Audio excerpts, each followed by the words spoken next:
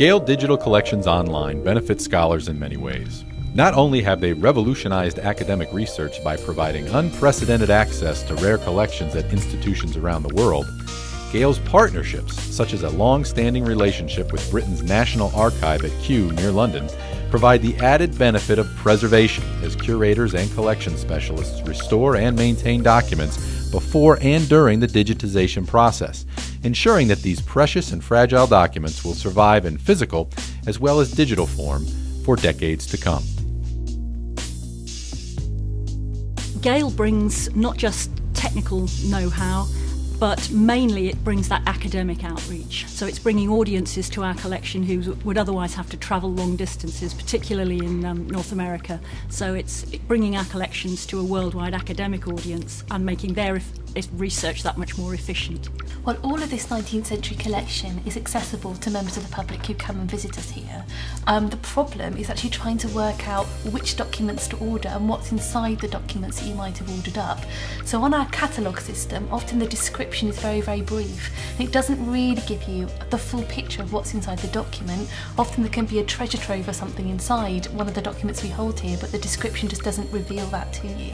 It's what we call the atomization of history, that once you can word search, you can make those connections across a collection that really bring that material to life in a way that analogue scholarship just couldn't achieve. Some of the biggest challenges we have at the archives is the variety of material we have here and format of documents. The size of this, the 19th century collections, is about 27,000 pieces, and by piece I mean it could be a book like this, a manuscript volume, it could be a printed volume such as this, or indeed a box of individual items. This is a piece as well, but as you can see these are individual letters rather than a bound item. So size, condition and variety, really tailoring simple treatments for digitisation to the variety of documents is a big challenge sometimes. The most common kind of repair we use for documents for digitisation are splint repairs, which is holding together tears with strips of Japanese paper. We also mould damage for reasons of both contamination of documents and health and safety. They're the main kind of treatments we tend to do. The conservation team work very closely with the scanning team by providing handling training for them to treat the documents as safely as possible during imaging. The percentage of the collection requiring treatment for digitisation can greatly vary. It can be as much as 100% and it can be as little as 0%.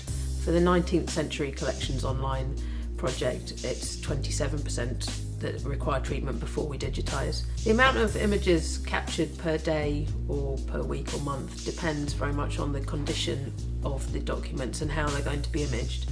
It can range from 250 images per hour down to 40 images per hour. The benefit of digitising the 19th century collections and making that available online would be the keyword descriptions that they've been given, because this would allow people then to go almost straight away to the information that they're seeking from the tens of thousands of images that are going to be created from the digitisation work.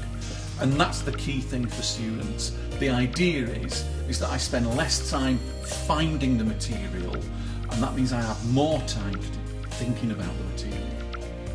And I think the addition to the value in the project is also it benefits the documents. The documents are old, they're fragile. The less number of times we have to flick through the document looking for information, the more we're preserving the past for the future.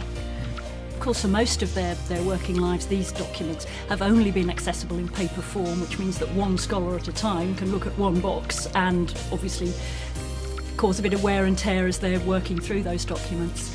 So it's very much a process of scholarship in sequence, if you like, and what you can do now that that material is accessible online is work in parallel. Lots of people can look at the same resource at the same time.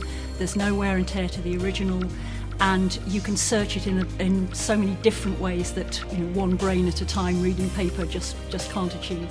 It's not always easy to come down to Kew.